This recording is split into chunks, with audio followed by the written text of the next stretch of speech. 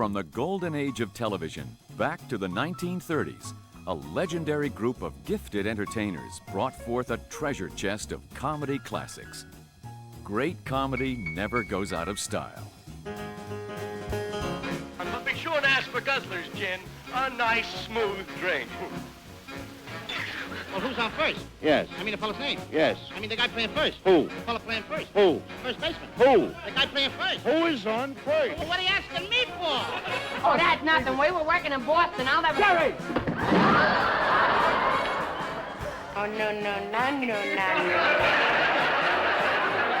Child 7 years old should be progressing. You are a blabbermouth!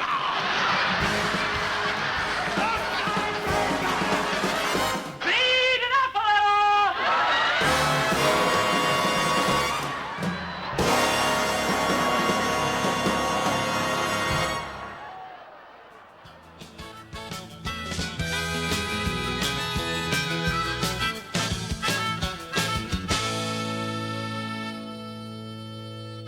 Well, howdy doody, boys and girls. Welcome to the 1950s.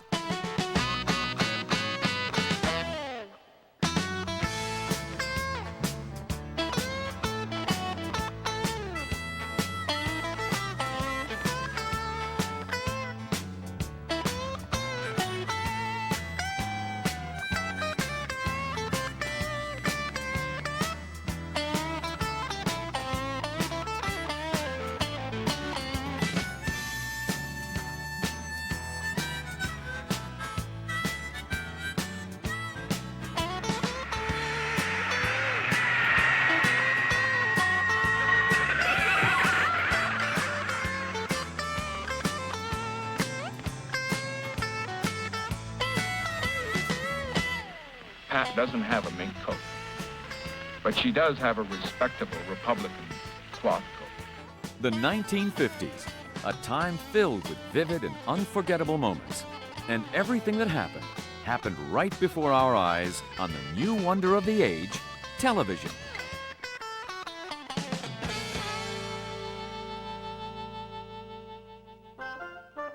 The comedy team of television's golden age was Dean Martin and Jerry Lewis. Dean's suave demeanor was the perfect foil for Jerry's innovative, uninhibited antics. There's never been another team like them, and perhaps there never will. What's next? That song and dance routine with the three kids. You want to see him? Yeah, bring him on out. Hey, Joe, send those three kids in. Hit it, Lou. Right.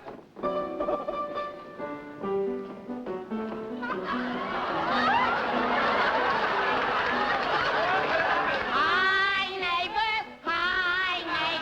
what do you know? And what do you say? Hi, neighbor, what is a way to say play? No one else will be there, and no one else will be there. Go, hi, neighbor,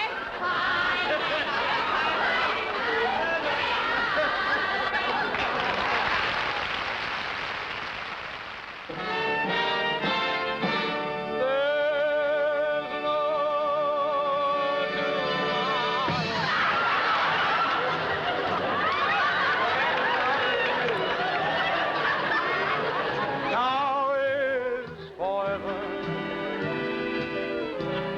when love is tomorrow.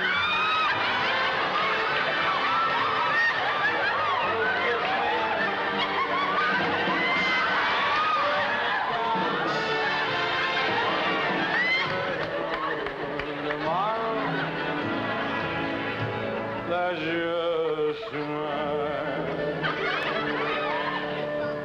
More than so. get your pieces here.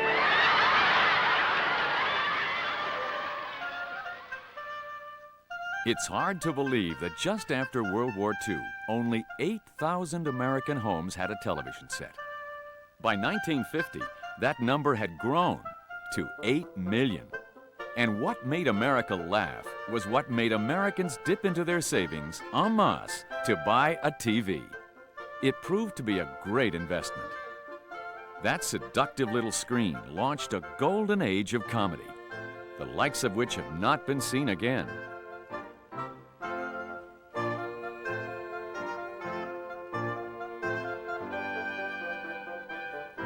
The man most responsible for TV's instant success was Mr. Television himself.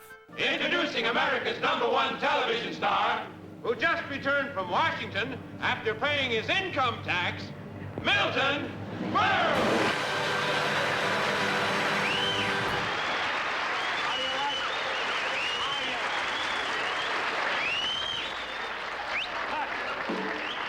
Thank you. Lady, don't laugh. You may have children of your own one of these days. At first, neighbors gathered around the one TV on the block to catch Berle's show. They soon ran out to buy their own. How could you be without one? The nation was unified by Uncle Milty's madness every Tuesday night.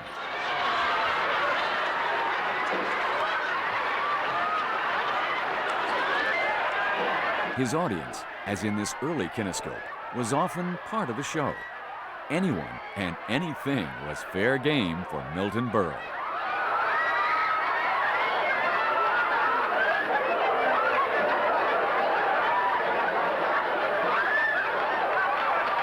Listen to a radio. I stole it.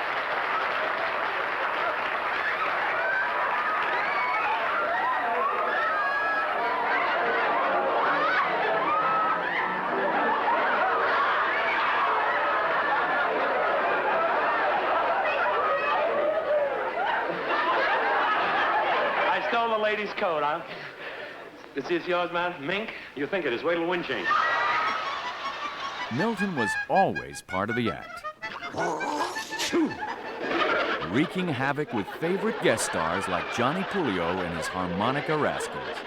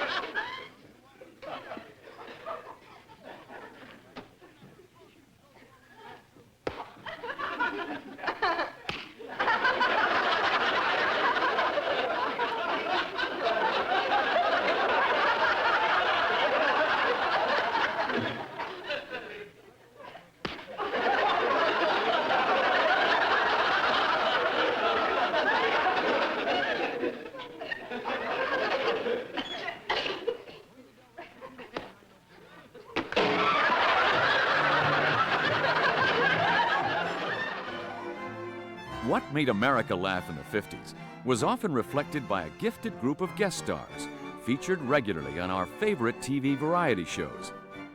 They made us laugh and raised the ratings whenever and wherever they appeared. Leading off, Senor Wences with his friends Johnny and Pedro. Remember?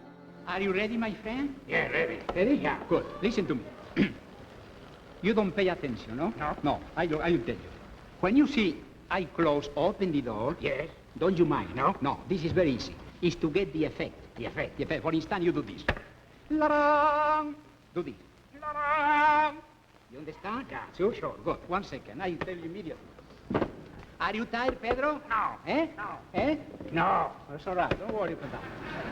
May I see your face, please? Thank you. Open your mouth. Close. Okay. Okay, that's good, boy. Let me see what happened with your throat. Can you open your mouth?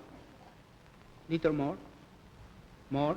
No, no, no, no. Too much. Yeah? Yeah, you open like me. Open. All right. Show me your tongue. Excuse me, eh? It's all right. 1 second, please. Yeah. I've been traveling. I was just down in Miami. They said you get down to Miami this time of the year, you get a lovely room near Miami Beach for $30 a week. I was living in Savannah, Georgia.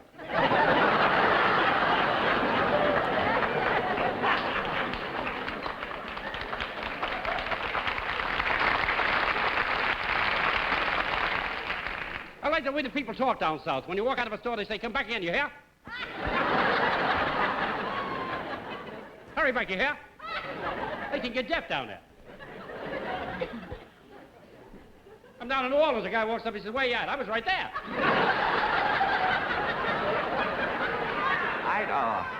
I'd like a telephone number, please. Yes, that's why I called. The name of the party is Sally Jones. Jones. Yes, that's Joan''S. I know it is, but it's really not her fault. Her parents were uneducated. Jones. Certainly. That's J as in jail, O as in over, A as in able, N as in needle, S as in soap dish. Soap dish. Soap dish. All right. S as in sober, O as in O, A as in anxious, P as in pump handle, D as a pump handle, P as in poltroon, U as in underwear. Operator, could we stop for just a second, please? Tell me, do you by any chance recall the name of the party I was calling? Everyone loved Victor Borge's phonetic punctuation. It's very simple. A period, for instance, sounds like this. There is a dash. An exclamation point is the vertical dash with a period underneath. Here's a comma. Quotation are two commas. Or if you happen to be left-handed. Question mark is a little difficult.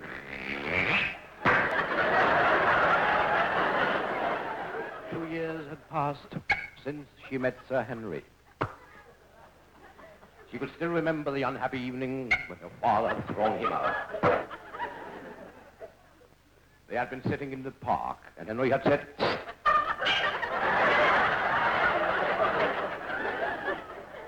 "Darling, is this the first time you have loved?"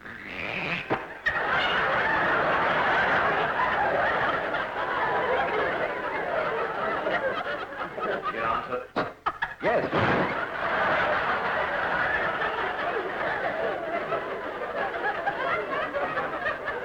It is so wonderful that I hope it will not be the last.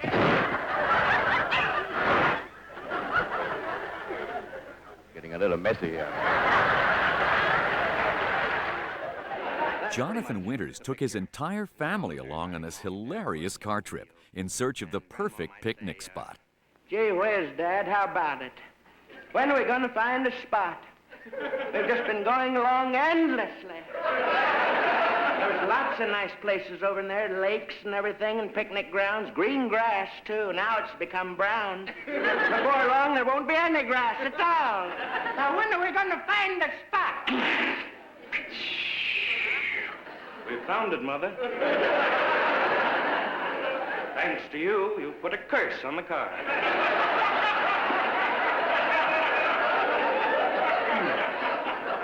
All right, everybody get out. Come on, Lenny, help. Don't stand there with your thumb in your ear. Come on, help us. Yes, come on, somebody watch out for baby Elizabeth. She's so small. No. Child's 7 years old, should be progressing. Nanny talk. What's that hump there in the middle of the blanket? I'll just take this. Oh, I'm sorry, Lenny. I didn't know you was under there, honey. What was you doing under there anyway? I was just putting some film in the camera. You're sick. Now, everybody get over there by the big elm tree, because I want to get a picture of the family. Come on, Dad, put the juice down and get over there. Baby Elizabeth, get in. No. Let her in there. That's it. Now, hold, Lenny. Come on, put the ball and the bat down. Stand in there, Dad. Everybody, the birdie. Oh, sure. Dad, I told you to get in there. What's the matter, Lenny? We don't have to worry. We'll just get the picture enlarged.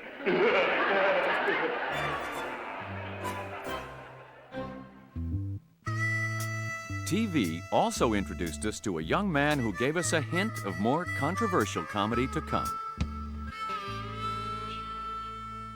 But you might be interested in how I became offensive. Like, started in school with drinking, and I was like a real depressed kid, you know, and 7 or 8 years old, and I'd really get juiced and get out of my head. And so the teacher would really get bugged, you know, with me singing and carrying on, and calling Columbus a fink, and boosting Aaron Burr, and... Eddie Cantor's television routines were familiar to audiences who had loved him in burlesque, Broadway, and on the radio. Eddie had more than enough material to last for a lifetime, and it did. Seeing Eddie added a new dimension to his many characters, including a pup with Eddie Cantor eyes.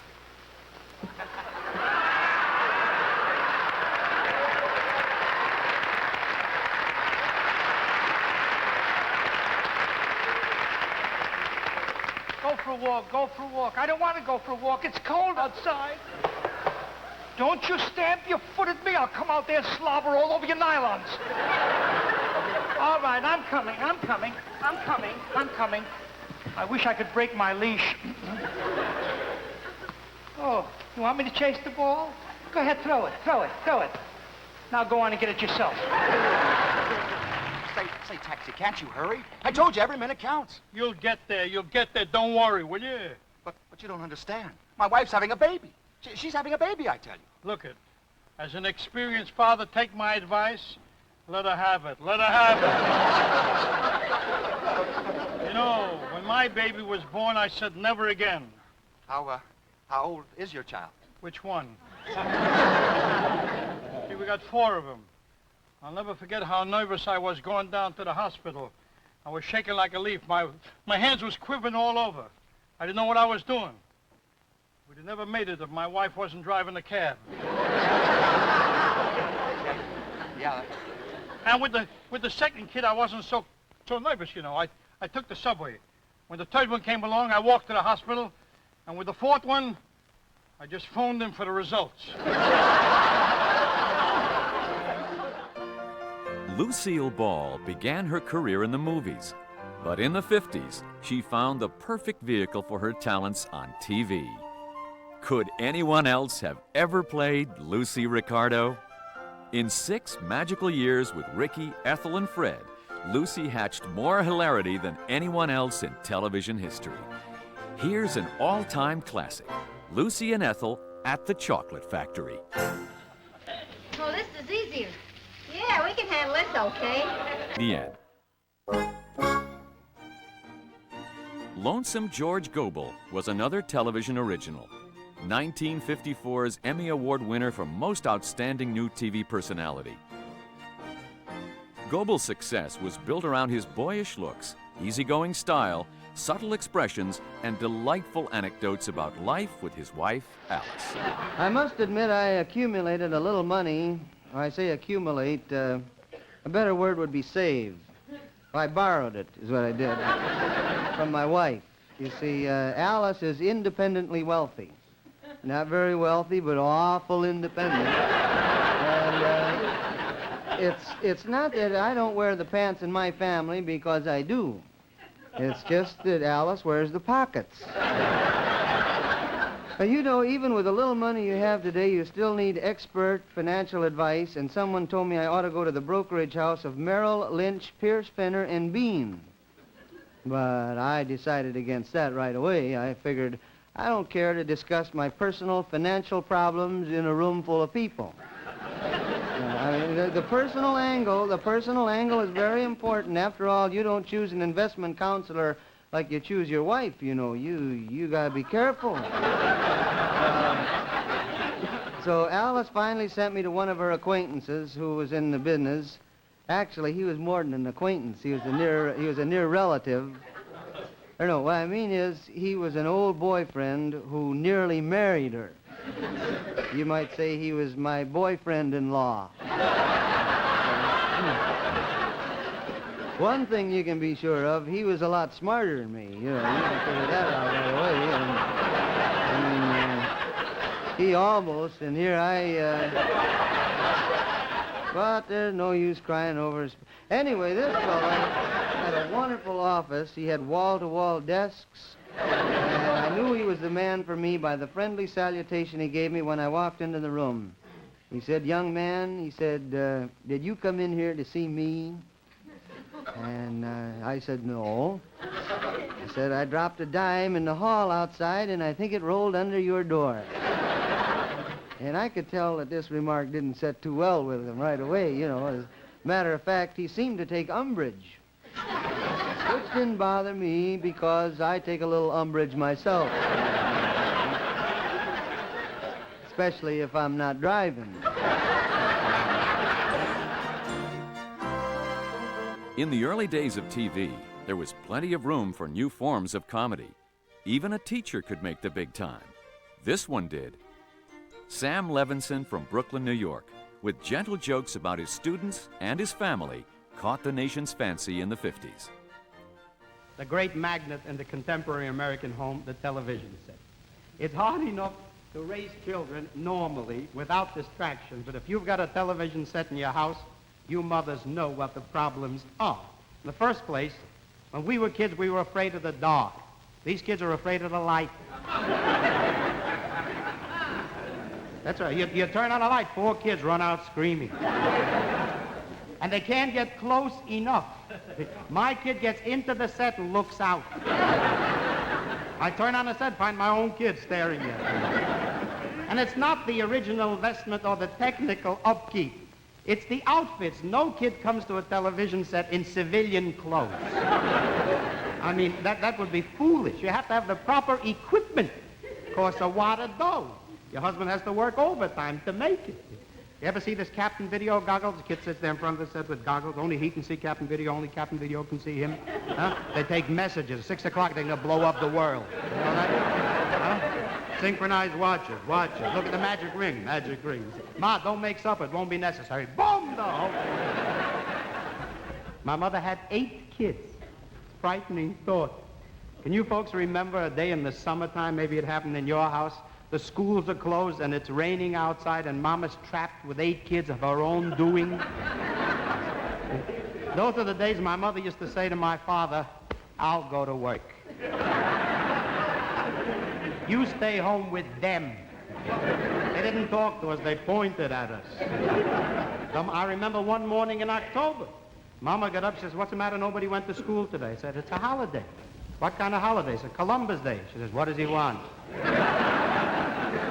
He discovered America on a Tuesday. He couldn't do it on a Sunday when Papa's home. The multi-talented Steve Allen made America laugh in our favorite late-night show. Steve's background as both composer and comedian allowed for a unique take on the music of the times. We've discussed on this show and on the other show several times the subject of poetry. And in just about each instance, I think, I've brought out the fact that there, sadly enough, is not much really monumental poetry being written in our time. There's some very good poetry, but doesn't seem to have the stature it once did. And I think the reason for that is that the people who, in years past, would have been occupied with writing the great poetry, in our time, they are busy writing the lyrics to popular songs. There are some bad songs, of course, but if you look into the lyrics of some of the better tunes, more popular tunes of the day, and sort of scrape the music off the words, so to speak, you can often find some awfully touching and profound poetry. And I've selected one of the big hits of the day. I'd like you to forget you ever heard it as a song and simply try to drink in, if you will, the beautiful message that it bears for our time. Mr. Henderson?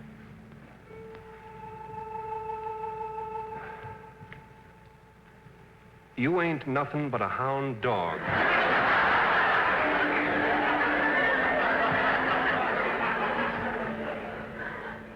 Crying all the time.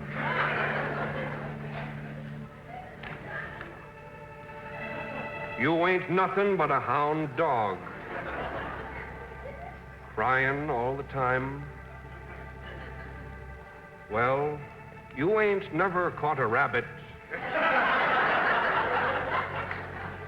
And You ain't no friend of mine. America's favorite Frenchman, Maurice Chevalier, gave us the Gallic view of rock and roll's influence on America's youth. They just sit there listening to a jazz that sends them some hot music, you know? And what it does to these kids, really, is nobody's business, you know? They get it like an injection of electricity. You see, they're just... Really, we've never seen that before, you know? And when they start dancing, it's another story. They have a leg that goes one way, a leg that goes another way. They get kind of rhythm mad, you know what I mean? They take their beautiful little partner in their hands like that, and they turn her over like an omelette, you know what I mean? And then they take her again, and there she goes. And she comes up this way. Jackie Gleason, the Great One, as he was so aptly named, did indeed do it all. He danced, sang, led an orchestra, and created a host of hilarious and hard-to-forget comic characters. One favorite was the poor soul, whose endearing innocence put him in the middle of many a predicament.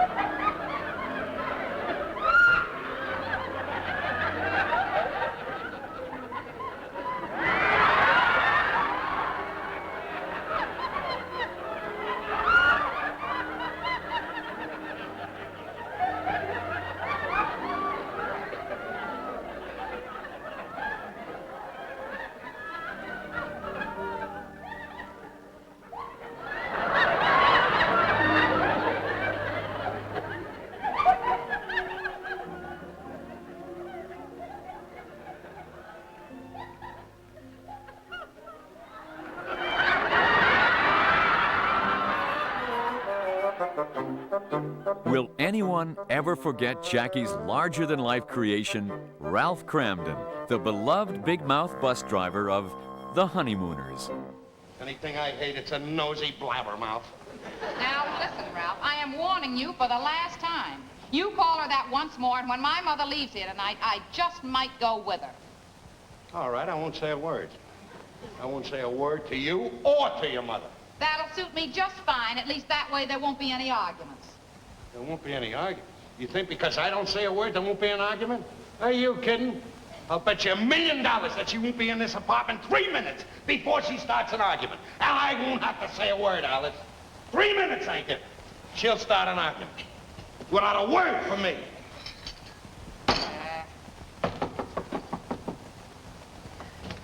Oh, Alice, dear. Oh, hello, dear.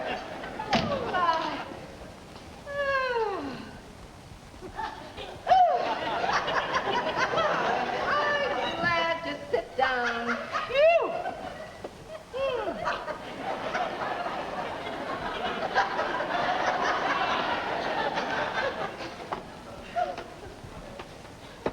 You know, Alice, I wish you didn't live so far from the subway. Oh, Mother, it's only 3 blocks. 3 long blocks. But I suppose you can't do any better with the rent that you can afford. Hey, Alice, you look thin. Are you getting enough to eat? Oh. Of course I am, Mother. You wouldn't say that if you could see our food bill. Well, I don't doubt the bills are high. But how much of the food are you getting?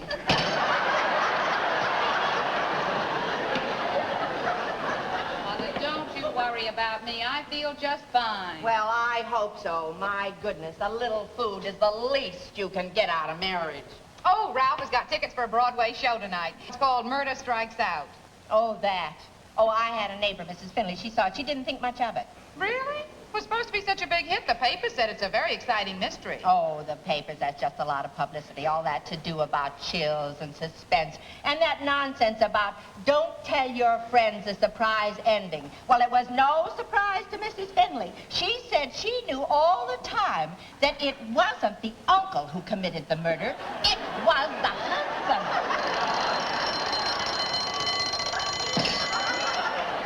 You are a blabbermouth!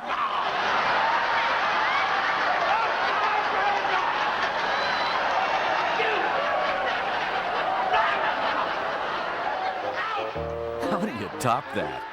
The Honeymooners challenged all future situation comedies, and many were up to the challenge, including this cute couple who had moved with great success from vaudeville to radio and motion pictures. They had no trouble making the transition to television. Gracie Allen, the ultimate scatterbrain, and the unflappable George Burns became a sitcom highlight of the CBS lineup for nearly a decade. You remember when we got married? Of course I do. And remember that cute little hotel we went into at Niagara Falls? I'll never forget it. Oh, yes.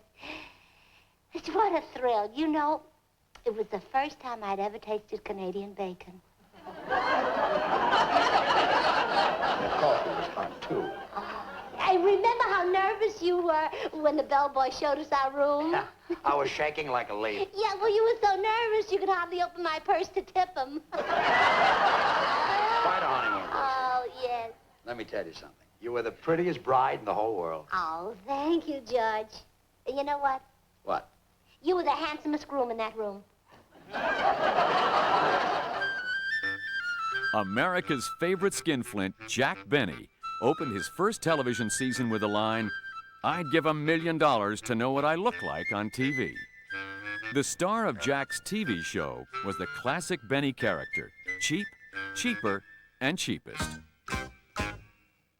Jack was wise enough to simply take his act from in back of the radio microphones to in front of the TV cameras. Is your radio cast the same? No, there's been a slight change. I now have Bob Crosby with Bob me. Crosby. Yes. I'll make that change. Do you still live at 366 North Camden Drive? Yes. No change. Are you still on radio for Lucky Strike? Oh, yes, same sponsor. No change. And I see that Rochester's still your butler. Oh, yes, Rochester's been with me for 14 years. And I might add, Miss Bronson, that he's more than a butler. He's been my trustworthy friend and a genial companion and also, at many occasions, a personal confidant. 14 years. Now, about his salary. No change.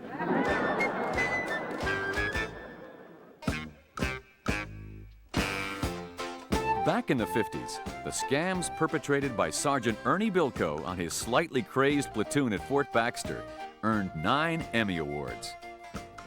Phil Silvers won America's heart, if not our trust. On one memorable episode, Bilko teamed up with a future sitcom superstar.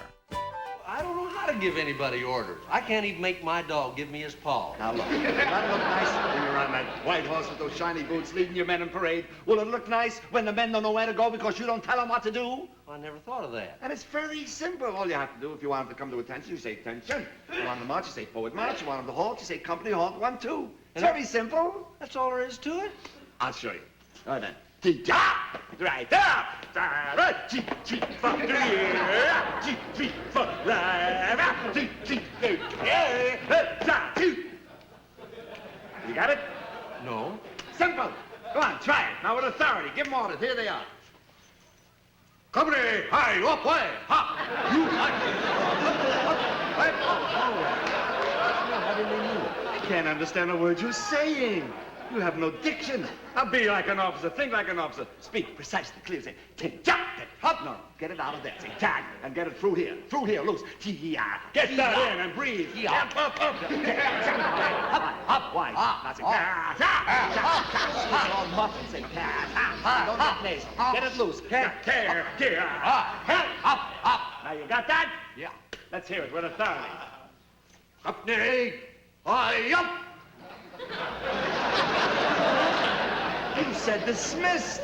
Yeah? Dennis the Menace, personified by 7-year-old Jay North, became a favorite family sitcom of the 50s. Television's inspiration for comedy sometimes came right off the comic page. Have a cookie, man? You know, Joey, there goes the best mom in the whole world. Yes, sirree. She's been trying to get Dad to fix his table for a long time, and I'm gonna do it for her.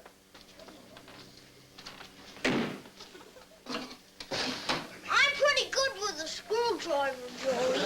I just put him in a little slot, and then I turn.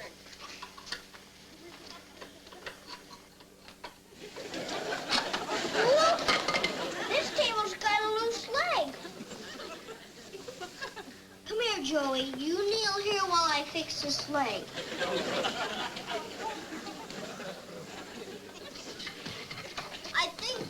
I think I'll use the hammer on this one. I'm even better with hammers than I am with screwdrivers. Oops. Sorry, Joey.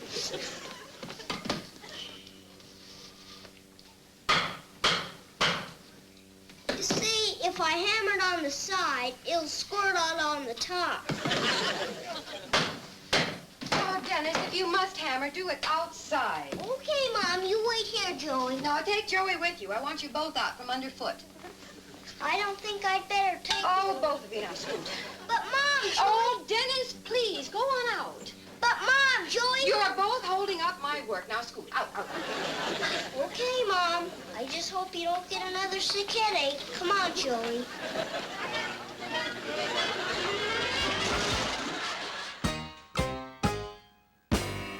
Another 50s family favorite was a real family, the Nelsons.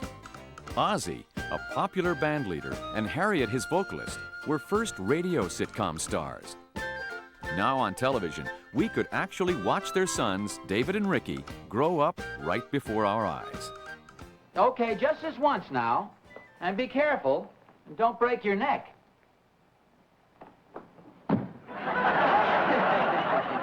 Hey, that's real good, Rick. Now, no more. That's it. David. Come on now. These chairs aren't for acrobatics, David. Gee, I'm not hurting the chairs, Pop. Well, I mean, you're doing a handstand on them. Besides, if you're going to do a handstand on a chair, you're not supposed to put your hands on the opposite arms. The way we used to do it was to put one hand up here on the back of the chair and then this hand on the arm. It's a little more spectacular. Gee, I didn't know you could do a handstand, Pop. Well, I haven't done it in quite some time, but I think maybe I could still do it. We used to give it the...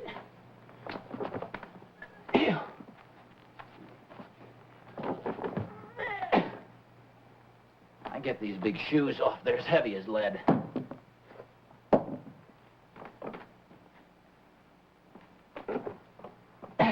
You better take off your pants, Pop. You got a lot of lead in Please. Maybe you guys gave me a little boost here, huh?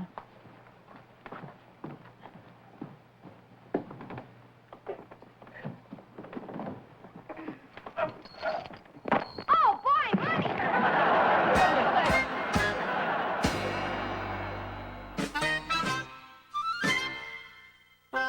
In the 1950s, Sid Caesar and a gifted group of writers, including Woody Allen and Mel Brooks, took variety show comedy to new heights. Imogene Coca led Sid's acting troupe, which also included Carl Reiner and Howard Morris. They put on a 90-minute show live every week. Their schedule was unforgiving, their comedy unforgettable. Who else could make us laugh by bringing to life the characters inside a Bavarian clock? This is the little town of Bauerhof in Bavaria. They had the finest and most beautiful town clock in all of Europe. It was comforting for the townspeople to come and watch the great clock strike the hour with such perfection.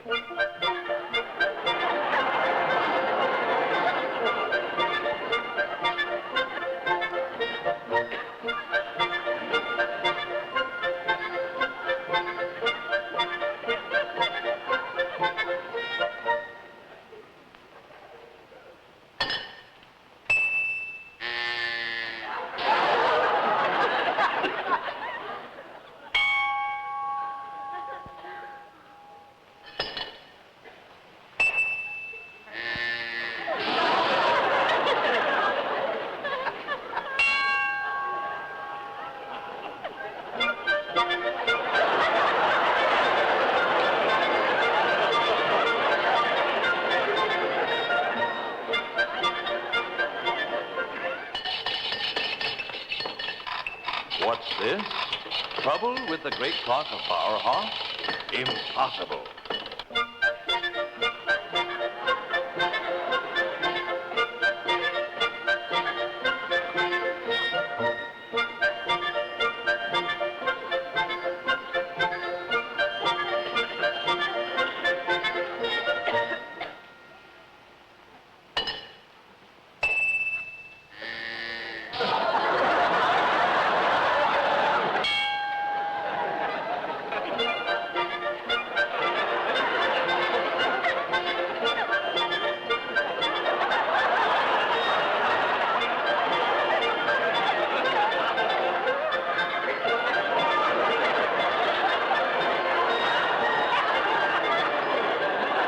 The clock was still not perfect. It needed a new mainspring.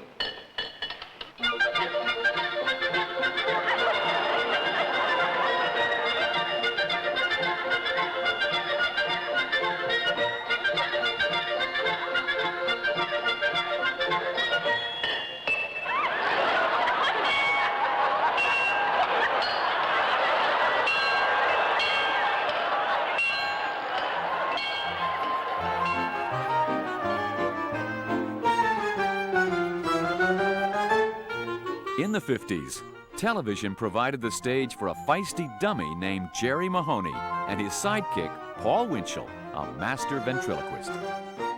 I'd like to do an impersonation of a movie star. A what? An impersonation.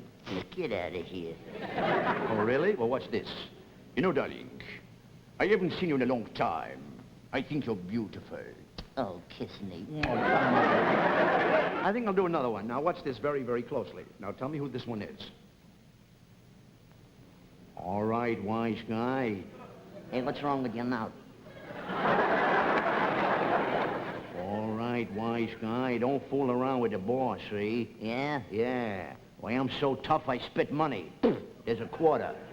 There's your change. I'll do another one. Oh, swell, go ahead. I'd like to do a little recitation. Go ahead, kid. You can do it, kid. All right. I'll recite Twinkle, Twinkle, Little Star. Go ahead, kid. You can do it, kid. Yes, well, I'm going to. Go ahead, kid. You can do it, kid. Will you please shut up? If I shut up, how can I breathe? Breathe through your nose. Can you breathe through yours? Certainly. Then you shut up. Twinkle, Twinkle, Little Star. Go ahead, kid. You can do it, kid. Oh, go ahead, kid. You can do it. There. Twinkle, Twinkle, Little Star. Go ahead, kid. You can do it, kid. Well, go ahead, kid. Uh-oh, that lost that one up, didn't it? All right, Twinkle, Twinkle, Little Star. Twinkle, twinkle, little star, I wonder what you are. Up above the white your eye, what you are. What you are.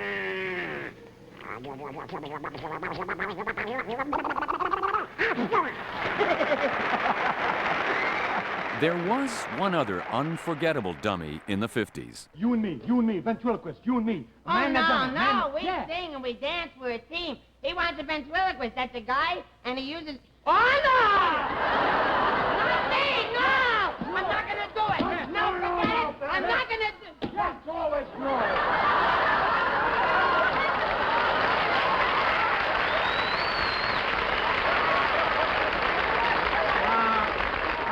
Overheard that you needed a dummy, and I'm the ventriloquist, Dean Martin's the name, and here's a Dean Martin and jerky. Well, that's a coincidence. Yep. Say, you might be just the man I want. Yeah? Come in the office. Crazy. Oh. Well, that's certainly a pretty big dummy. Yeah, you don't know how big a dummy he is. Now, what's this? Hey! Did you take a bath this morning? Why, is there one missing?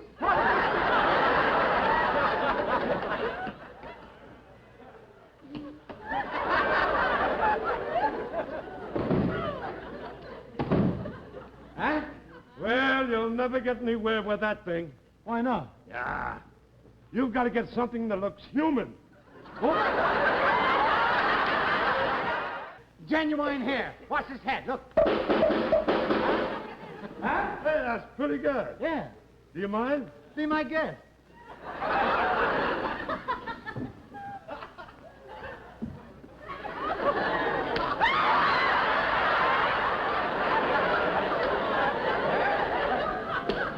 I've only got a little time. Let me see what you can do. Okay. What's your name? Rover. Rover? Uh-huh. Well, that's a funny name for a dummy. Dad wanted a Cocker Spaniel. Oh, you're no good, you. Food, lunch, lunch. Wait a minute. This is sensational. Why didn't you tell me before you can do two voices at once? Oh, that's nothing. We were working in Boston. I'll never... Jerry!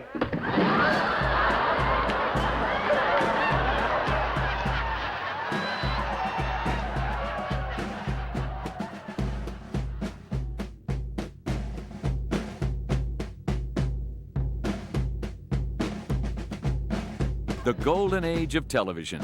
How did we ever live without it? What did we do before TV? What made America laugh in the 1940s? With war in the air, the 1940 presidential campaign offered Americans some much-needed comic relief. President Roosevelt wants 4 more years, but the competition is stiff, not just from the Republicans, but from this unexpected candidate. Vote for Gracie, vote for Gracie. She's the best little skipper in the land. Vote for Gracie, vote for Gracie. Won't you please give this little girl a hand? That's me. Even big politicians don't know what to do. Gracie doesn't know either, but neither do you. So vote for Gracie. To win the presidential race, 100 million strong. That's right, you can't go wrong. Vote for Gracie. Keep voting all day long. Gracie, I've heard enough. Whole thing is absolutely... Oh, it's probably my campaign manager. Probably. Oh, hello. How are you? Fine. Fine. What? Can I recommend a good trucking company to move your things? How soon do you have to get out? Oh, that soon, huh? Well, I'm doing a program now, but I'll call you back later. Goodbye.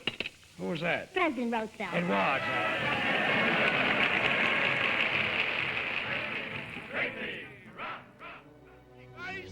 So wie ihr in stolzerer Gegebenheit.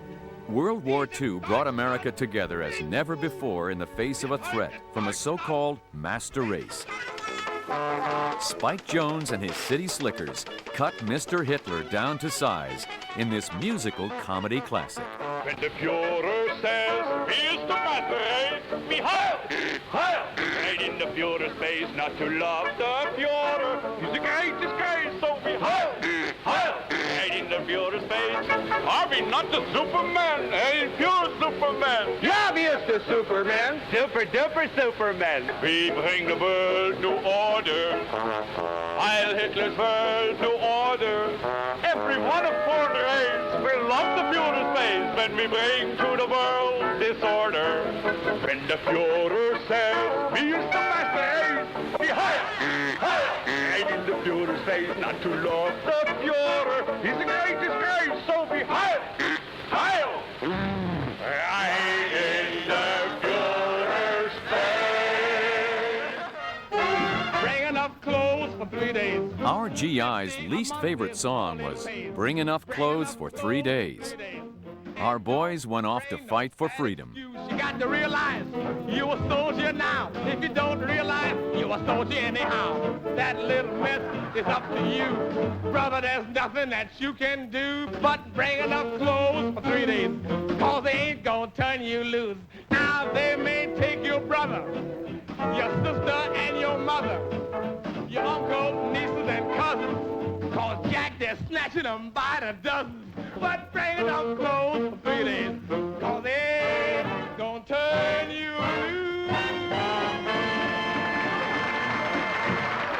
If you were 18 to 35 and single, or 18 to 26 and married, Uncle Sam wanted you. Occasionally, he did make an exception. Pardon me. I think I got caught in the draft. Private Charlie McCarthy's wisecracking got him into trouble. Now, gentlemen of the court, before we condemn this young man, let's consider his brilliant and excellent record as a member of the Air Corps. All right, Lieutenant Stewart. Read the record. Thank you, sir. First day of service. AWOL. Returned with blonde hair on lapel. Well, that was the day I was out with Betty Grable. Oh, was it? Yeah, oh, yeah. What's she doing now? Oh, she's all right. Yeah. Second day of service. AWOL. Yeah. Returned with brunette hair on lapel. I was out with Hedy Lamarr that time. Oh, you were? I remember her. Yeah, you know you do. Yeah, yeah. Third day, AWOL, no hair on lapel. Oh, that was the day I was out with Bergen. Oh, yeah. Order, please, order. I'll have a beer. No, Order. Jimmy Stewart and Edgar Bergen made America laugh, as did dozens of our favorite entertainers who went off to visit the boys in World War II. Introducing himself as Bob Don't Shoot It's Only Me Hope, Bob Hope entertained in war zones around the world. He brought the greatest gift of all to our fighting men and women, the gift of laughter. From Greenland to Guadalcanal, you either heard Bob Hope was coming or Bob Hope had been there, and he never came alone. Hi, Clem. Hi. Where you going? Fishing? What do you got in the mouth? Worms.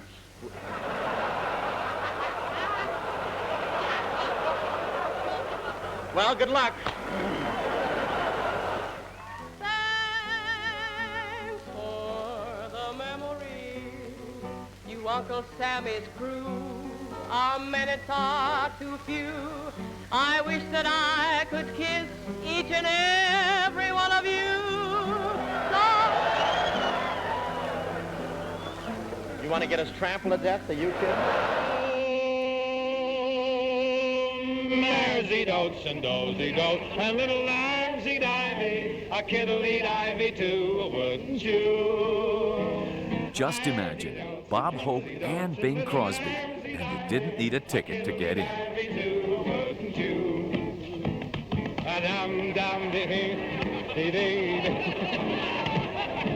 I got you going to do a show tonight.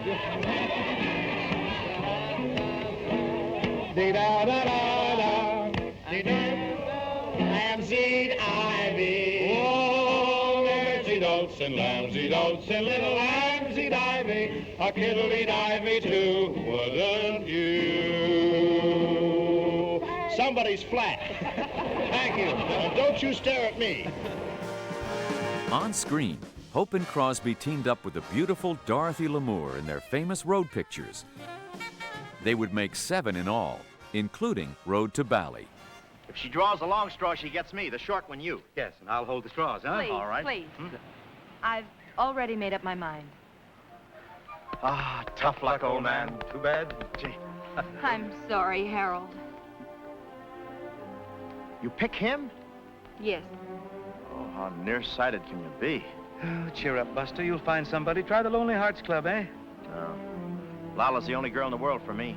Say, you've got a basket there. Now, if you just had your magic flute, you'd be in business. Well, it just so happens. Ah, that's my gallant little man. He's always thinking.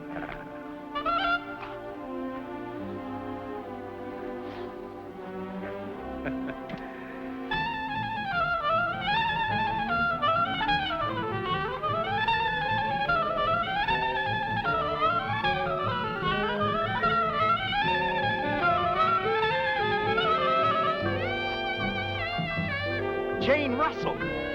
Oh, wing ding.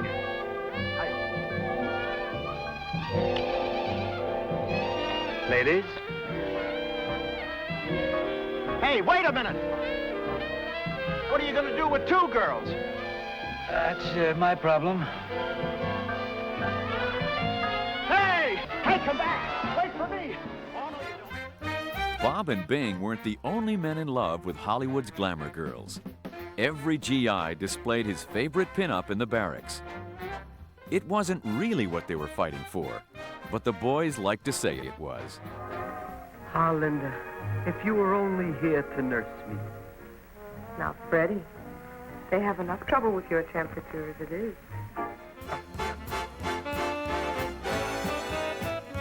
The Hollywood Canteen, just off Sunset Boulevard, was the place for fun and laughter for GIs on leave in movie land.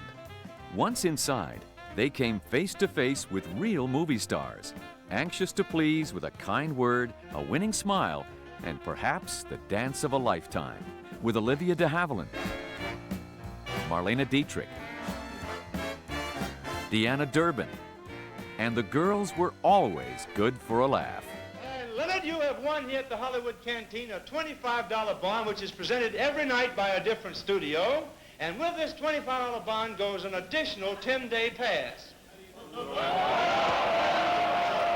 Say, listen, you're going to take your bond now, but if you're the man I think you are from Brooklyn, you'll get Miss Hetty Lamar to seal it with a kiss. What about it, Hetty? Go ahead. Small down.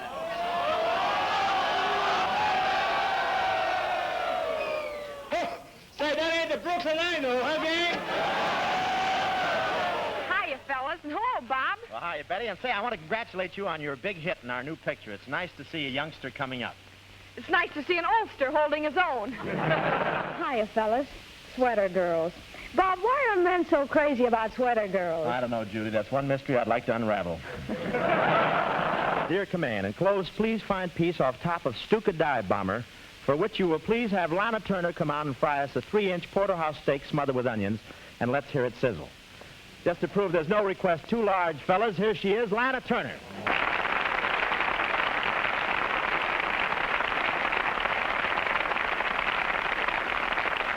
Hello, fellas. Hiya, Bob. Say, have the FBI men found a steak yet? Yes, it's backstage. But, Lana, this is dangerous. If this audience sees steak, they'll come right up here after it. Oh, I don't know. They've seen ham all evening, and you're still here.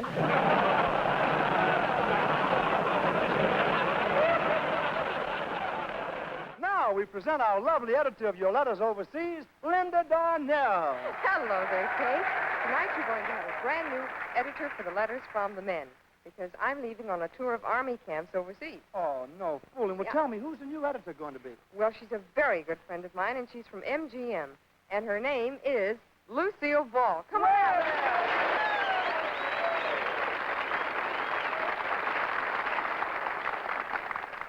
Hello, Kay. Oh, Lucille Ball.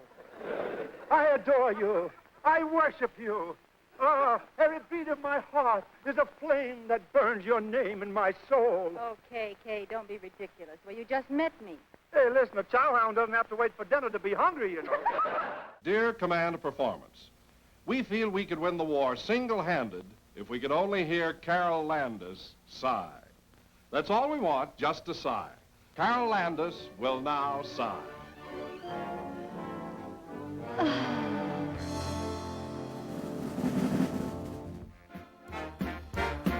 Servicemen came from near and far as comedy's greatest stars contributed their time and talent to make America laugh. No upsetting the nerves, no bad taste. It's a nice, smooth drink. Pour a little in your glass and drink it right down. But be sure and ask for Guzzler's Gin. A nice, smooth drink.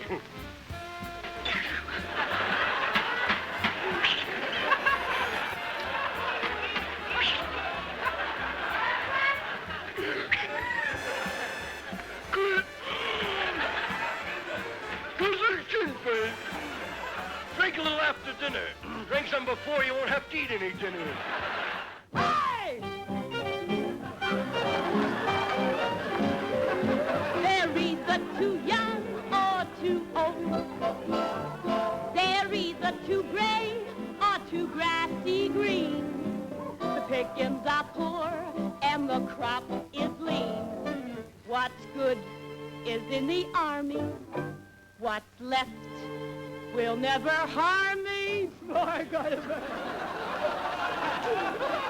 And in this particular song, it's the story of a selectee from the time he gets his questionnaire and his physical examination and is assigned to a class. Give me now, Pedro. I will sing, hey, young pup, your number's up. Hop-de-doo-doo-doo-doo-lady. Get your doodle-beat for sound, get your doodle-beat for sound, give him going, get your say. Really get your game, the mailman. Get your doodle-beat for sound, give him going, get your say. Really get your game, really get your game, flat feet. Get your doodle-beat for sound, get my fella, give him going, get your say. Really get your game, give him going, get my say. Really get your game, hold the play, daddy boy, give him going, get your say. Really get your game, hung up the plane, saying, get them, one day. Let's see, we have who's on first, what's on second, I don't know's on third. That's what I want to find out. And then I say who's on first, what's on second, I don't know's on third. Yeah, you know the fellow's names? Yes. Well, who's on first? Yes. I mean the fellow's name. Yes. I mean the guy playing first. Who? The fellow playing first. Who? The first baseman. Who? The guy playing first. Who is on first? Well, what are you asking me for? I'm not asking you, I'm telling you, who is on first? I'm asking you who's on first. That's the man's name. Well, go ahead and tell me. That's the man's name. That's whose name? Yes. Well, go ahead and tell me. Who? The guy on first base. Who? The fellow playing first. Look, who is on Have first? you got a first baseman? Yes. Who's playing there? Yes.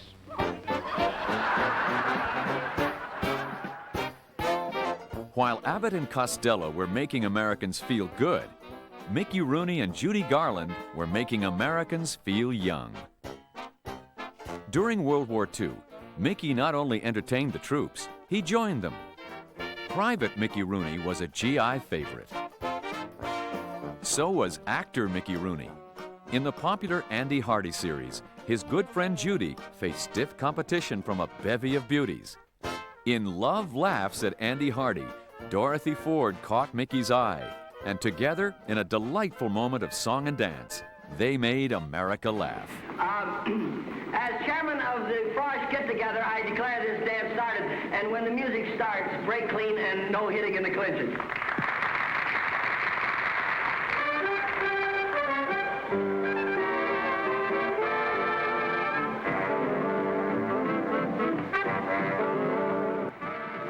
What their children will look like.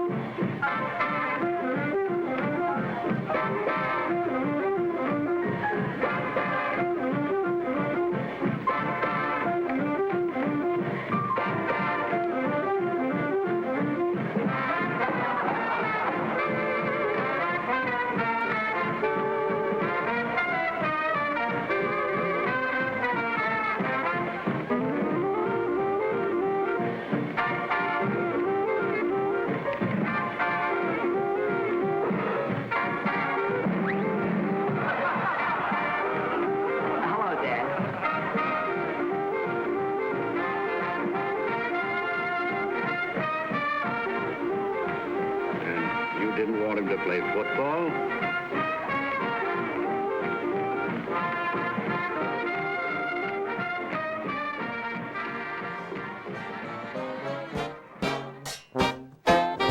During World War II, Hollywood motion pictures brought a touch of home to our servicemen and women around the world. From Bougainville to Main Street, USA, going to the movies made Americans laugh at a time when they needed it most. Shemp Howard, on his own without the other two Stooges, teamed up with popular Mary Wicks in the GI favorite Private Buckaroo. Good evening, sir. Thank you. Philip, table 18. Hey, I only get that stuff once a month. Good evening, Captain. Oh, good evening, madam. Joseph? A ringside. Joe, table 287.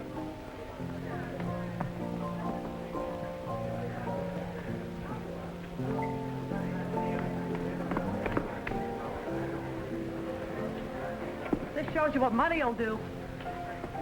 I'm getting tired. Go on, I'm just working up an appetite. Hey, funny fella, we going uphill. Hey, Joe, you better get a compass.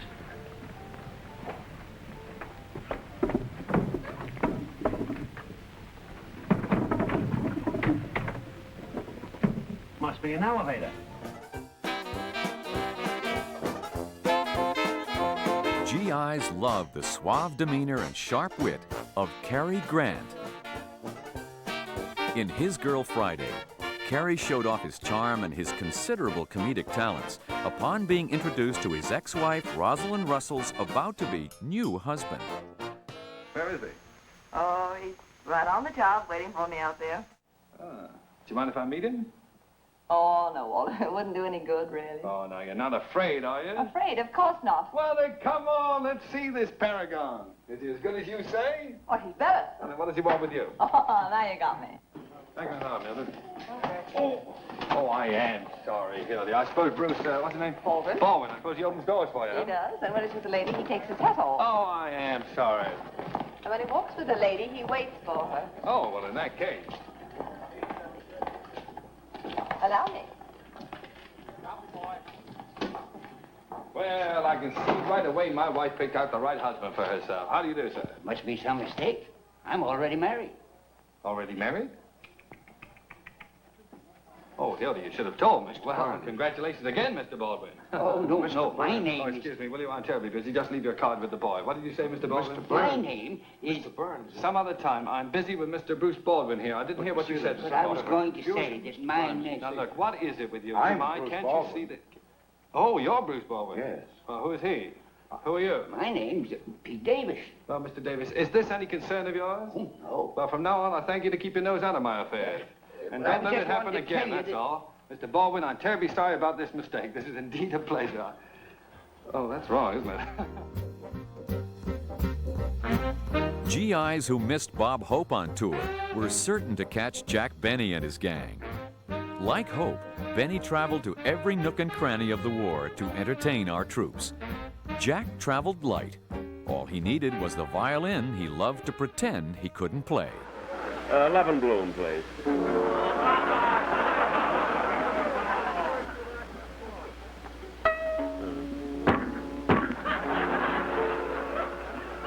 I like those orchestra leaders. You'd always start out like this.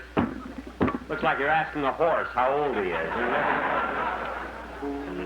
Wait a minute, just 1 second. I want to...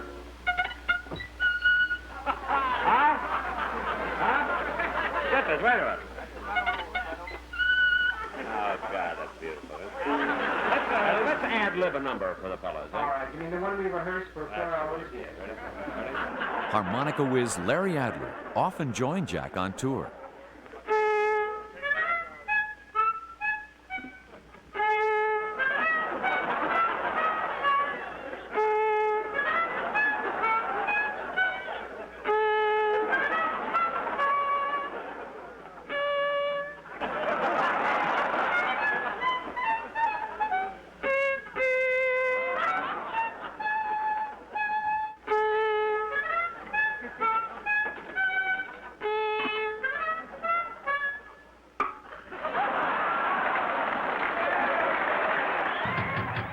Come in.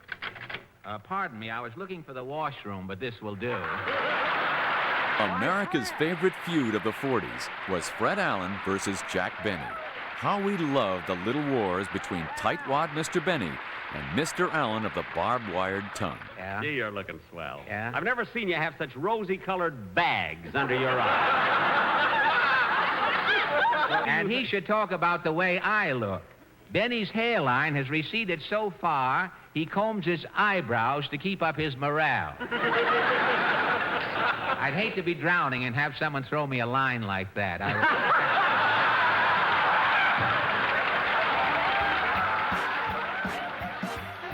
The Benny Allen Brawl made a successful transfer to the movie screen in It's in the Bag.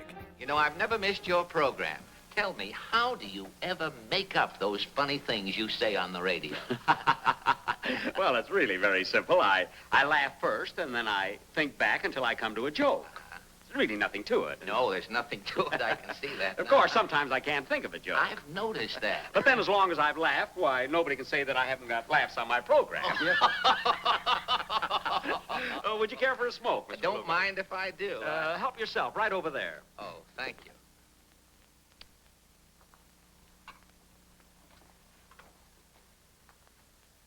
That guy wouldn't give you the parsley off his fish.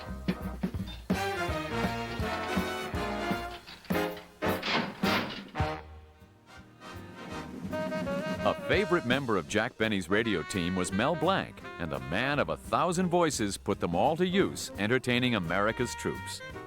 Hello, young man. I sort of remember you from someplace. You're, I'm a private sad sack. Another chapter in our story, the life of Sad Sack.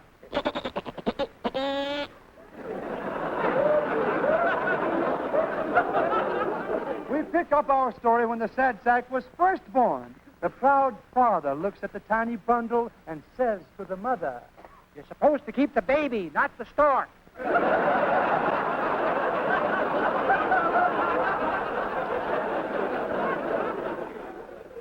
But the Sad Sack proves to his parents that he is a brilliant child.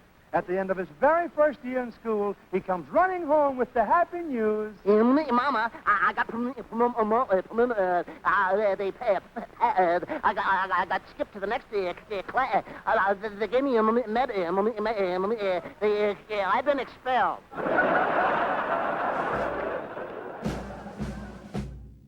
America's favorite comedians gave us the gift of laughter. In return, they asked us for a gift. The dimes and dollars that would ensure victory for America. Howdy do, ladies and gentlemen. This is Bob Hollywood Victory Caravan Hope telling you not to let up on buying those bonds. Don't stop at nothing, and your bank account will be as well stacked as Betty Hutton. I've been working very hard on this bond tour. I even offered to kiss anybody that'd buy a $50 bond. I only sold one, and Boris Karloff wants his money back. 1 defense bond and 3 10-cent defense stamps. Hey, Abby, what are the stamps for? For defense. You mean you put the stamps on defense, and to whom do you mail defense? No, Your name, please. Bud Abbott. Costello's mine. You don't understand. These stamps are for defense. You see, when you buy a defense stamp or a defense bond, you're saving your money by lending it to Uncle Sam. See, Uncle Sam needs that money to build ships and planes, tanks. And what? Tanks. You're welcome. America's favorite funny men and women inspired us to buy bonds, save gas, and grow victory gardens. And it hardly seemed a sacrifice, because all along the way, they made America laugh.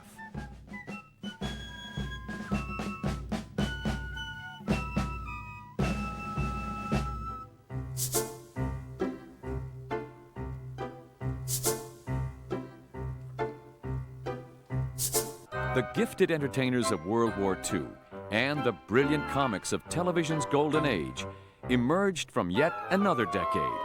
It was a quieter time when they began their journey to the top. The 1930s. From Ollie and Stan in the Big Apple to That Man in the White House, for the first time the cameras captured an entire decade in sight and sound. A time to remember could now be remembered forever. Welcome to the 1930s. Well, Ruth, what have you got to say? Going to make more home runs as you did last year? Well, I hope so, Carl. How about you, Gary?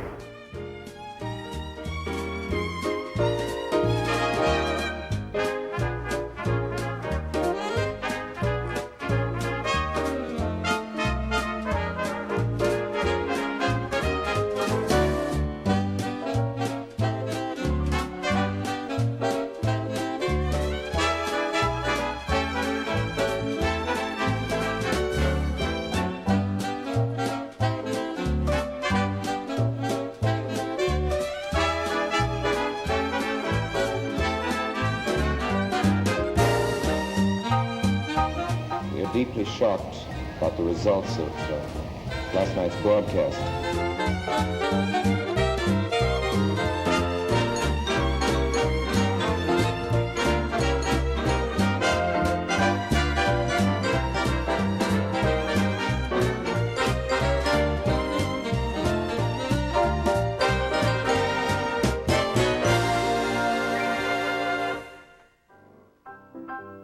As the 1930s dawned upon America, the roar of the Roaring Twenties had been muffled by a national cry of woe. Few Americans had been spared by the Great Depression. Dark clouds stretched across the continent, but there was a silver lining in those clouds: comedy. From the radios in our living rooms to magical moments at the movies, the sunshine of the 30s was provided by our favorite comedians, most of whom have been polishing their considerable skills since the turn of the century, on stage, in vaudeville. From the mid-1890s all the way to the 30s, vaudeville was America's most popular entertainment. Just before radio and sound movies put it to sleep, vaudeville introduced us to Milton Berle, a fresh face with crisp and colorful routines. Here's what Mr. Television looked like before TV. I'm at the present time at the Paradise Restaurant over here. It's a marvelous restaurant, very beautiful. 3 waiters to each table. One gives you the check, the other 2 revive you. It's a wonderful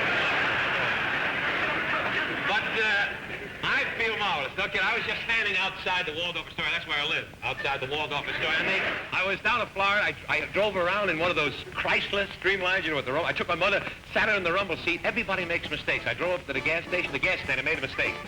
Put 20 gallons of gasoline in the radiator and 30 pounds of air in my mother. I don't know. Too bad she only holds 20. The popularity of sound movies skyrocketed in the 30s, contrary to the experts who said it would never last. Al Jolson led the way, followed by an admirable array of vaudeville comedians who became the new stars of the no longer silent silver screen. Young Eddie Cantor's fast-moving, fast-talking style made him an instant success in the movies. There was no limit to Eddie's energy or those eyes. Your nationality? Irish. What? Well, that is, I'm Irish and Jewish. You see, my mother married my father. On what side are you Jewish? On the east side. Have you any ailments? I can't sleep at night. Who do you sleep with? My brother. Your brother, eh? Now, how does he sleep? Sleeps like this. Stop that. What's the matter with you? That's why I can't sleep. You drink anything? Anything. I get awful headaches. In fact, I suffer with headaches all the time. Oh. I've got one now. You have, eh? Yes. Well, why don't you do what I do when I have a headache? What do you do, doctor? If I have a headache, I go home. My wife meets me at the door. Mm-hmm. She takes me into the parlor. Yes. I sit on her lap. Oh. She puts her arms around me. Oh. We cuddle up. Yes. She kisses me. The headache disappears. What time will your wife be home? Newlyweds George Burns and Gracie Allen became America's favorite comic couple at the movies. George was content to play the straight man, while Gracie attracted the attention, flawlessly portraying the charming innocent. George loved to quote one 30s critic who commented, "There is no telling how far Gracie Allen could go if she worked alone." Miss Allen. Oh, I'm sorry if I was late, but I fell. Well, I'm sorry to hear that. Did you hurt yourself? Oh, no. I fell asleep. You fell asleep? Yes. I'm going to find out whether or not you're smart. Well, you'll see. All right. Mention 3 different kinds of nuts. Walnuts, chestnuts, and forget-me-nuts. That's fine. I was wrong. I mean, I thought you weren't so smart. You see this? That's a policeman's whistle. That's if fellas get fresh or try to kiss me. I blow that and the policeman comes. And the policeman comes? Yeah. Well, go on and call the policeman. Well, you're pretty lucky it's broken from last night. I'll bet that I'm the first fellow that ever kissed you. Oh, you are. I believe it, too. Yeah, and you're the first fella I ever believed it, too. Look, Miss Allen, I'd like to buy a book, and what would you advise? Would you advise the old writers, or would you advise the new writers? Oh, I'd advise the old writers. You see, my brother had new writers, and it was very painful. New writers? Yes. That last joke is a little painful, too. I'll do the talking from now on. You just answer me, that's all. Let's change the count. I'll tell you what we'll do. We'll make up a riddle. I know riddles. You want to hear a riddle? A fella's in a restaurant. He orders spinach, sliced tomatoes, and ice cream. How did I know that he was a soldier? Oh, he wore a uniform. Yeah, that's a very good one. Tell that one.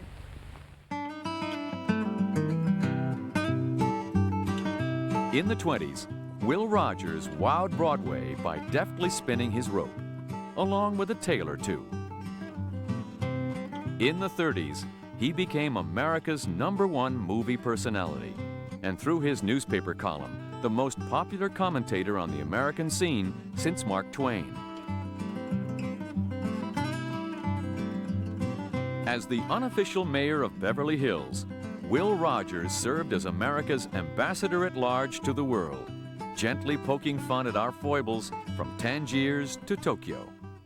Are you on one of these goodwill tours? Now listen, boys, I ain't on any goodwill tour. That's what's the matter with our country now, sending so many people around with goodwill. I bring you no goodwill at all. What do you think of our new golf course? Oh, I saw that, yeah. Well, that's the beginning of the end now. You're going in for golf, so it won't be long now till you'll be right where we are in the business supremacy of the world. If you start playing golf, that'll be the end of it. That's what happened to us. In the midst of the Great Depression, radio provided a generous helping of Will's commentary. In this famous broadcast, Will pointed out the irony of a failing economy with too many cars and too little money. We'll hold the distinction of being the only nation in the history of the world that ever went to the poorhouse in an automobile. Stars like Will caused radio sales to boom during the Great Depression. You could light up your living room with laughter for just a few pennies worth of electricity. The husband and wife team of Jim and Marion Jordan became our favorite radio neighbors. As Fibber McGee and Molly, they welcomed us each Tuesday night into their home at 79 Wistful Vista. What do we do now? Don't worry. I'll drag this thing right through the Supreme Court. That's what I'll drag this thing right through the soup. I'll try every door in this building till I find somebody that'll... Hey, what's it say on that door? Women. Oh.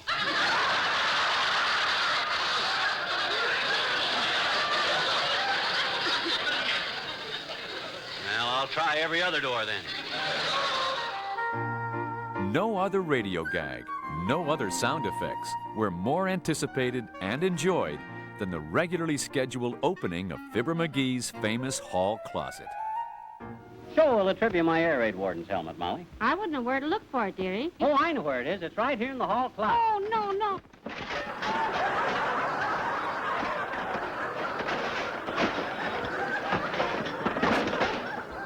I gotta straighten out that closet one of these days.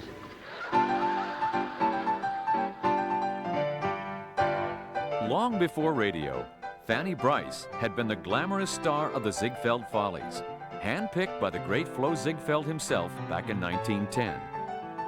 But Broadway's funny girl loved to amuse her friends at parties by playing the character of an incorrigible little girl, impossible to please. That little girl became an American radio favorite of the 30s. Here's Fanny Brice as Baby Snooks. Yes, it's the Baby Snooks Show, starring Fanny Brice as Baby Snooks with Hanley Stafford. Oh, Snooks, what is it? Blow this balloon up. Oh, all right. Bigger. There you are. Bigger. Yeah, that's as big as it'll go. No, bigger. Oh, all right.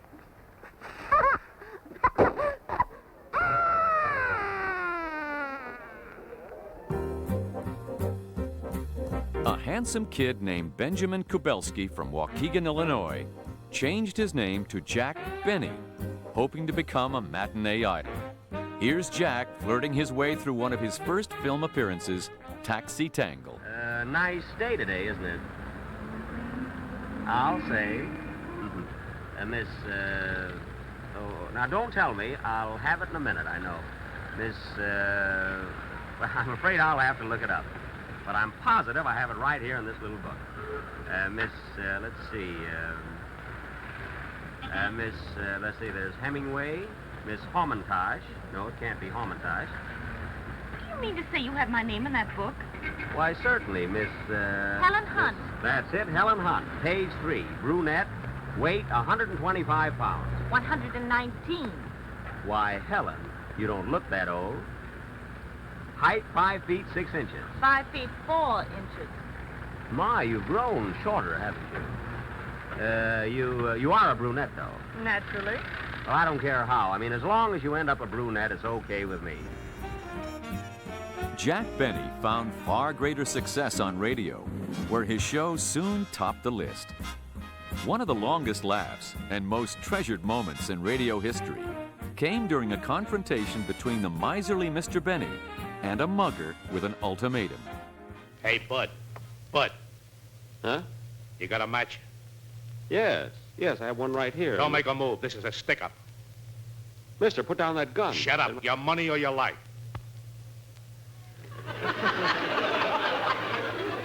Look, Bud. I said your money or your life. I'm thinking it over.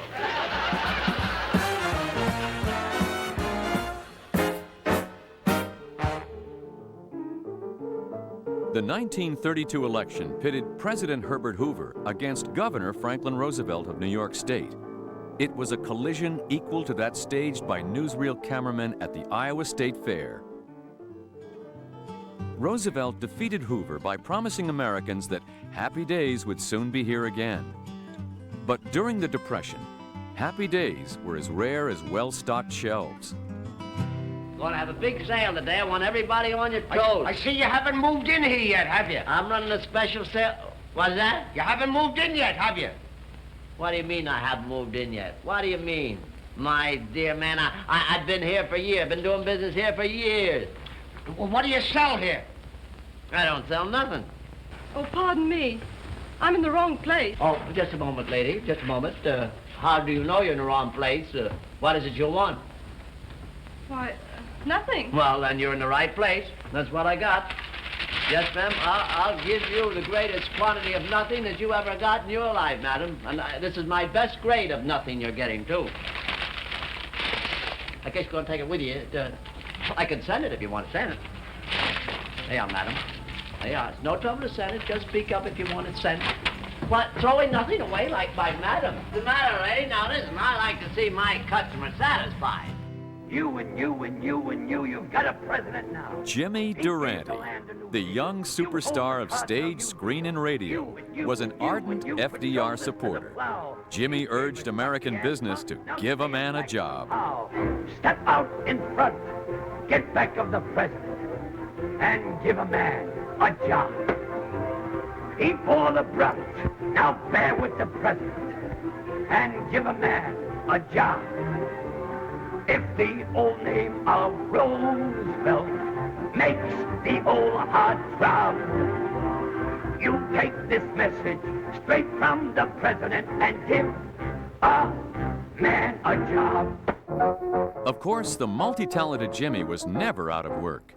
He could dance, sing, play the piano, and he was so good-looking.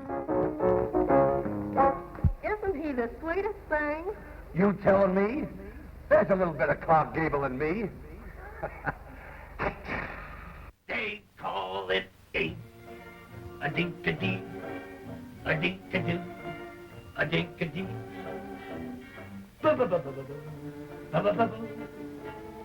Just a... In the 30s, Hollywood premieres offered glamorous glimpses of our favorite comedians to take our minds off the daily grind. Really a pleasure to come in and see such a fine actor as this fella Cantor. I've always enjoyed him on the screen. Ida, I want you to tell these good people, who is your favorite actor? Who do you think? Well, who? Paul Muni. Yeah, all right, you get Paul Muni to buy you a coat after this. Hello, folks. I wish you were up here at Mr. Gorman's beautiful theater to see the grand opening of premiere of my new picture, I'm No Angel. Of course, I didn't call it I'm No Angel for nothing. Don't forget, come up and see me sometime. America's movie fans made Hollywood their #1 vacation stop. Where else could you see stars shine forever after placing their prints in the wet cement at Grauman's Chinese Theater? Charlie, this is the historical forecourt of the Chinese. Yeah? I love the Chinese. 3 years ago, I was in Pango Pango. No, Charlie, I'm speaking of the theater. Oh. Sid Grauman's Chinese. Oh, is he really? He doesn't look it.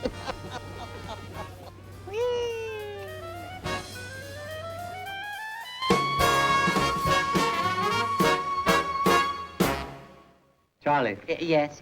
Have you finished your homework? What? Have you finished your homework? When I was here with, no. Well, how do you hope to be a doctor if you don't study Latin? Well, I don't think I'll be a doctor. Oh, I see. The profession is overcrowded. I see. What are you going to be? Architect. Architect? Yes. Well, if you don't study arithmetic, you can't be an architect. No? No. Well, the profession is overcrowded. I don't think I'll be an architect. No. What are you going to be? I'll be a loafer. A loafer? Yeah. Well, that profession is overcrowded. Doggone, they beat me to it, huh? Yeah. Edgar Bergen had discovered a talent for vocal tricks in high school. He hired a woodcarver to create a partner for him. $35 later, Charlie McCarthy emerged from a stump to make America laugh. His fans included children of all ages who never thought of Charlie as anything but real. Neither did Northwestern University. They awarded this dummy an honorary degree. Charlie McCarthy, Yes, Your Honor. Yes, Dean Dennis. I present you with this sheepskin and this honorary degree, Master of Innuendo and Snappy Comeback. Charlie was also welcomed at the White House, where he teased First Lady Eleanor Roosevelt about her newspaper column, My Day. I had fun talking. Yes, I saw you talking with Mrs. Roosevelt. Yeah. What did you talk about? Well, she talked about her day and I talked about my night. Remember Charlie's sidekick, the lovable dimwit Mortimer Snurd? You see, Mortimer, you're a combination of weak features. You excel in stupidity. I sure got what it takes, huh? You have. I just feel sorry for him, that's all. But we forgive you for being stupid because you make us laugh. He ain't so funny. No dummy, this man. William Claude Dukenfield was an American original, a model for many great comedians of the future. Coming from a family he described as poor but dishonest, W.C. Field structured his huge success around his bad temper, lack of patience with the rest of the world, and his inherent dislike for all children. Hello, little boy. Will you give me the dollar? Oh, it's a little girl. Hello, little girl. How old are you? 5 years old. 5 years old. Will you give me $1 to put in my bank? I'll give you $1 to put in your bank if you'll sing me a song. Give me the $1 bank. You're more than 5. Go on, get out of here. Come on. Come on, scram. Who's Craig? Get away. I don't care. I got $50 in my bank already. You have $50 in your bank? Yes.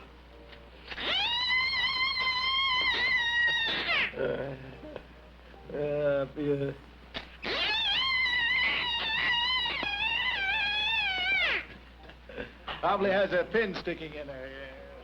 How do you do, Mrs. Broadbottom? How do you do, Mr. O'Hare? Fine, Would you thank mind you. taking care of the baby while I go into the drugstore? I'd love to. I'd love to. Thank you. How's Mr. Broadbottom? Fine, thank you. I'll be just a minute. Okay.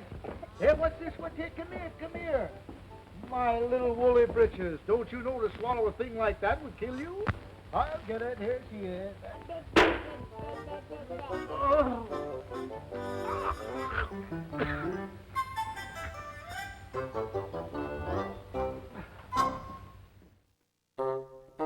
Comic strips and comic books boomed in the 30s. One family strip, which debuted in 1930, achieved international renown. And if it was sold out at the local newsstand, you could always catch up with the Bumsteads at the movies.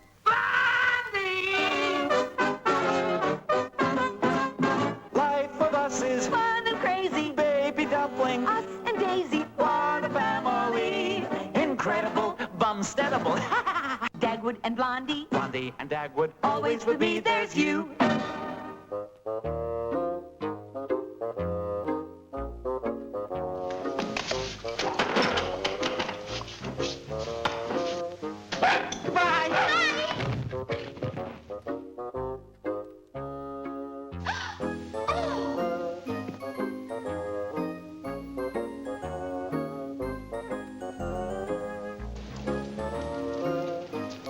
That was quite a jolt. I'm so sorry, Mr. Beasley. Are you hurt? He broke my record. That's the first time he's got me in 6 months. Baby Dumpling, you run along and play with Alvin. Oh, she'll shake him up. Now, baby, you be a good boy and stay in the backyard. Now, go on, run along. Hurry up. Remarkable, nobody was hurt. Oh, we've been doing it for years.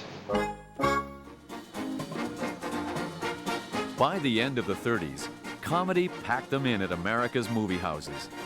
Just think, for 20 cents or less, 3 hours of fun and laughter could be yours. First up were the short subjects with stars like Leon Errol, Edgar Kennedy, and Robert Benchley, each offering a generous helping of humor by holding up a mirror to the fads and foibles of the 30s. Benchley, a gifted writer and drama critic, became a movie favorite with clever send-ups of family life, including the never-ending battle of the sexes.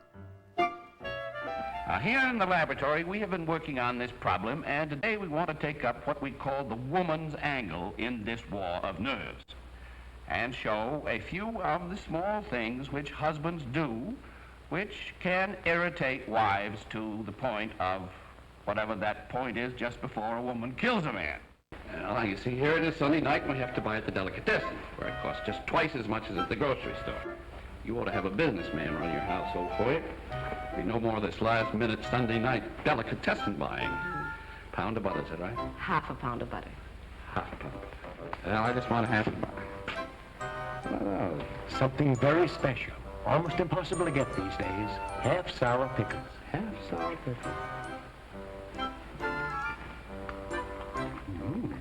How do you sell those? 60 cents a dozen. Give me a dozen. Yes, sir. Anything else, sir? Don't tell me. Yeah. I didn't know they made them anymore. Oh, sure. See, I have many of those since I was a kid. Give me some of those, Yes, boy. sir. Now that we're running on a business basis, now that we buy in the delicatessen where they charge twice as much as they do in the grocery store, no, nothing's wrong. Except that you've forgotten the half a pound of butter. Butter? Is it there? No. Oh, I'll go right now. No, you don't. You stay right here. Never mind. We'll do without butter. Edgar Kennedy began his film career in 1914 playing second banana to Charlie Chaplin. He became one of Hollywood's most recognizable faces in a 1930 series of comedy shorts called The Average Man. Kennedy's exasperated gestures needed no translation. He was a movie favorite throughout the world. Like that. Now, is it starting to tingle? Now you can put away the vibrator today. Now for the exercise that is really responsible for my head of hair. 3 times a day, stand on your head and let the blood drain from your legs into those worn-out hair follicles.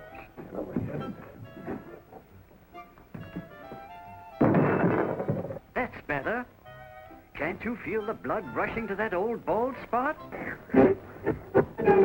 Take a taper or a large kitchen match and burn off all the fuzz. Now remember, this first step is the one most important. So. How are we doing? Don't be afraid to apply a little heat. We want a good, clean job. So here we go. Put your pan in the oven. Come on, let's get the old bird into that heat.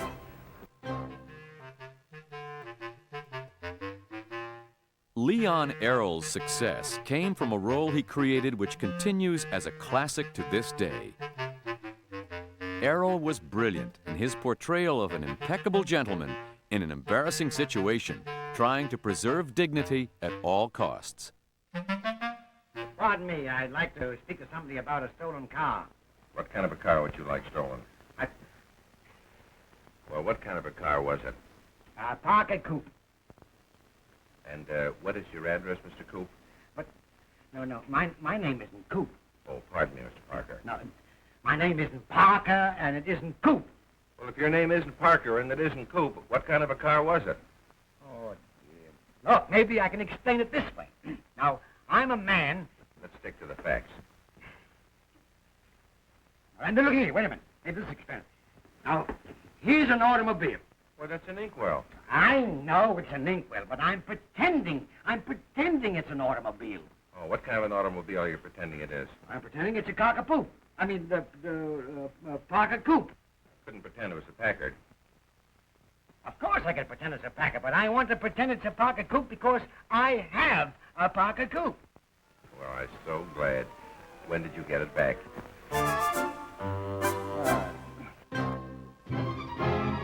To balance the bad news of the day, the popular newsreels of the 30s provided us with a generous helping of laughs. The more outrageous the action, the more certain the newsreel cameras would be there.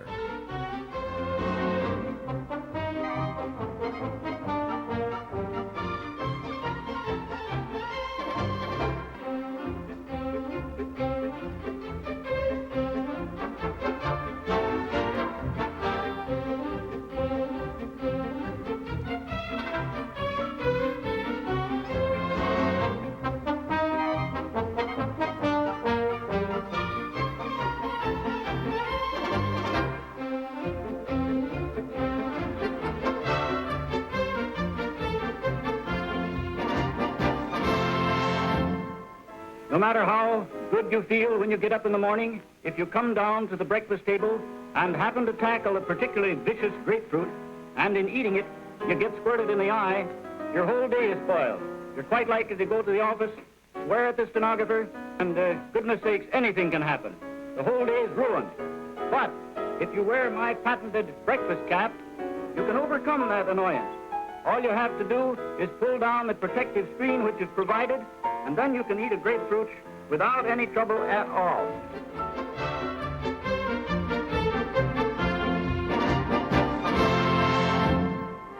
The feature attraction, there were almost always two of them, closed the bill at the cinema. Here's some 1930s favorites that have stood the test of time. Knockabout mayhem and 100% slapstick was the order of the day when Moe Howard, his brother Curly, and Larry Fine came on screen.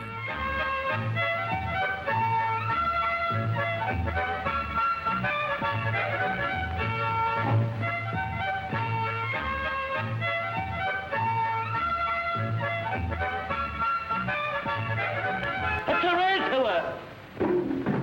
That was sure hot, Mo.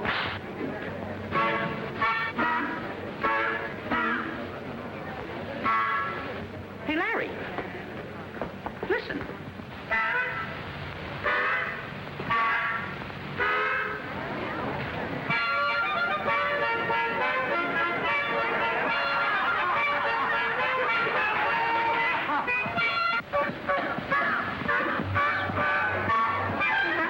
You got it. The inseparable duo of Stan Laurel and Oliver Hardy left film buffs with more than 90 comedies. For Stan and Ollie, it was the simple things in life that presented the biggest dilemmas and got the biggest laughs.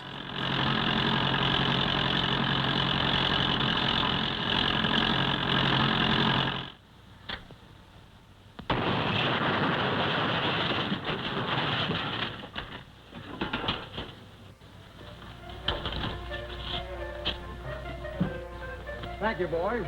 Where'll you be when I need you? Right here. Okay. I told you not to make that last payment. The Marx Brothers were the kings of comic confusion. In A Night at the Opera, they packed 1,000 laughs into their tiny cabin on a steamship.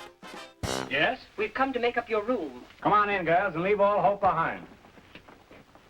But you've got to work fast because you've got to get out in 10 minutes. Yes? Did you want a manicure? No, come on in. I hadn't planned on a manicure, but I think on a journey like this, you ought to have every convenience you can get. I'm the engineer's assistant. You know, I had a premonition you were going to show up. The engineer's right over there in the corner. You can chop your way right through. Why have Minnie in here? Well, you can come in and prowl around if you want to. If she isn't in here, you can probably find somebody just as good. Well, could I use your phone? Use the phone. I'll lay even money you can't get in the room. I came to mop up. Just the woman I'm looking for. Come right ahead. You'll have to start on the ceiling. It's the only place that isn't being occupied. Stewart? Ah, come right ahead. Been waiting all afternoon for you, Stewart. Come on.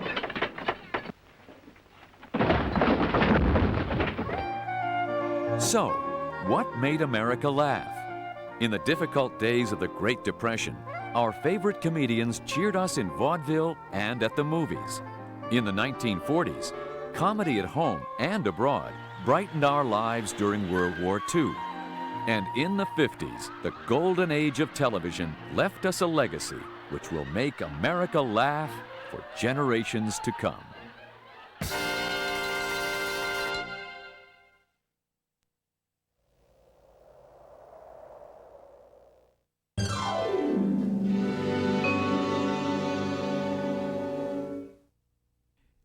We hope you've enjoyed this special Reader's Digest presentation. And now for another exciting comedy offer. Reader's Digest presents the 100 funniest moments of the 20th century.